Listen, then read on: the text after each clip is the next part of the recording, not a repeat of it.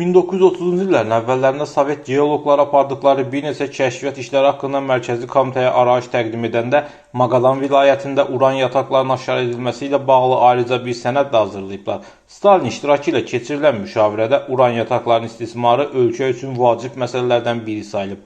Yataqların istismarına işçi qüvvəsinin cəlb edilməsi isə ayrıca bir mövzu kimi müzakirəyə çıxarılıb.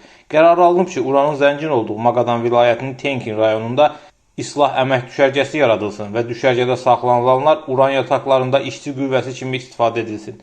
Beləliklə, 1937-ci ildə Maqadan İslah əmək düşərgəsi ilk sakinlərini qəbul etməyə başlayıb. Düşərgənin fəaliyyəti tam məxfi saxlanılıb və yerləşdiyi qəsəbə qapalı zona elan edilib. Qəsəbə NKVD əməkdaşları nəzarətində olub. Uran mədənlərində könüllü işləməyə gələnlər də məxfiliyin qorunması haqqında yazılı intizam alınıb. Mədənlərdə könüllü işləyənlərin iş saatı 4 saatdan ibarət olub.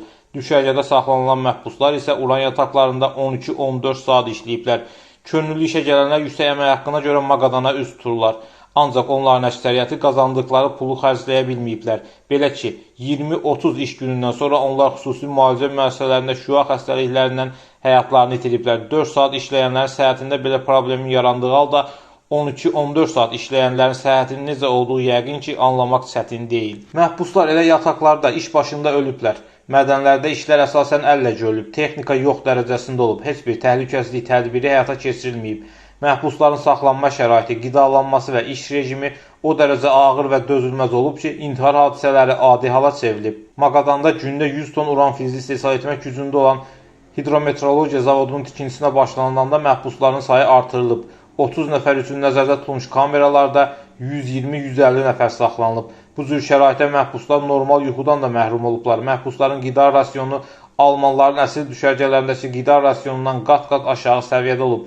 Menyu əsasən tərəvəz tullantılarından hazırlanmış şorbalardan və 250 qram çörəkdən ibarət olub. Maqadan düşərgəsi bəlkə də dünyada yeganə düşərgə olub ki, burada tibbi xidmət fəaliyyət göstərməyib.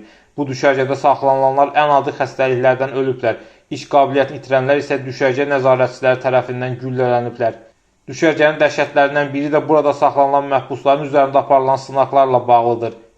Hər 2-3 aydan bir düşərgəyə Moskvadan bir qrup həkim ezam olunub. Onlar məhbusların beyinlərində sınaq aparıblar. Araşdırması Viktor Zelnov bu haqda yazıb. Həkimlər məhbusların üzərində apardıqları sınaqlar cinayət əməlidir. Bu sınaqlar məxfi saxlanılıb. Düşərgədə sağ çıxa bilənlər bu sınaqlar haqqında dəhşətli faktlar açıqlayıblar. Belə ki, həkimlər öz eksperimentləri zamanı ən adi çeydicilərdən belə istifadə etməyiblər. Kəllə sümüyünü adi mişarla kəsiblər. Bu cür sınaqların keçirilməsinin kim tərəfindən tapşırıldığı məlum olmayıb. Bəzi məlumatlara görə Stalin də bu vəhşiliklərdən xəbərsiz olub. Düşərgənin texniki işçilərindən biri həkim cəllatlıqları haqqında Moskvaya məktub göndərmək istəyəndə NKVD əməkdaşlarının əlinə keçib və dərhal güllələnib. Belə bir versiya da var ki, bu sınaqları Beriyanın tapşırığı ilə həyata keçiriblər. NKVD şefi beyin mərkəzi yaratmağı planlaşdırıb. Stalin vəfatından sonra düşərgənin fəaliyyətini Nikita Xruşov tərəfindən müzakirəyə çıxarılıb. Bu düşərgədə baş verən hadisələr Stalin rejiminin ən sərt və ən amansız səhifələrindən biri adlandırılıb. 1956-cı ildə düşərgənin fəaliyyəti tam dayandırılıb. Maraqlı məqamlardan biri də odur ki, hələ 1953-cü ildə Stalinin vəfatından bir neçə gün sonra düşərgə ilə bağlı sənədlərin təxminən yarıdan çoxu yoxa çıxıb. Sonraki araşdırmalar nəticəsində düşərgədə ölənlərin, öldürülənlərin tam dəqiq sayını müəyyən etmək mümkün olmayıb. Həmçinin düşərgədə ölənlərin bir çoxlarının adı və soyadı da bilinməyib. Təxmini statistikaya görə Maqadan düşərgəsində fəaliyyət göstərdiyi 18 il ərzində 450 min nəfər həyatını itirib, 10 minlərlə insan isə əlil olub.